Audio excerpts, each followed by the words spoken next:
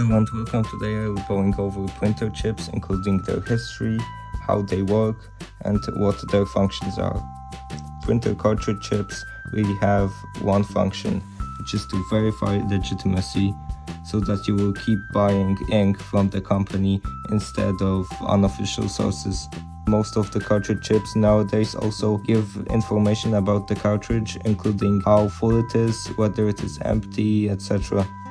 Going over to the history of cartridges, these are the two websites I used for my research, just printchip.net and uninetimaging.net, and the latter has an interesting PDF file which you can download and read about printer chips. At first, simple electrical fuses were used with the cartridges. When the cartridge was plugged into the printer, the fuse was then blown out, so that the printer would know that the cartridge is not brand new. In 1992, first small silicon boards with printer chips were attached to cartridges.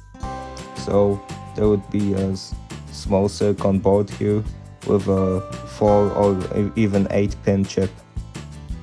One of the first to use this was the Xerox N24, but these chips were easy to modify, and so came chips with encryption, including private keys, which is what we have today, including in this cartridge. These could be verified by printers in a way that would be hard to spoof and hard to work around or read. There were also membrane cartridge chips, rather just membranes, which helped the printer recognize what color it was and whether it was legitimate by simply touching these with a sensor.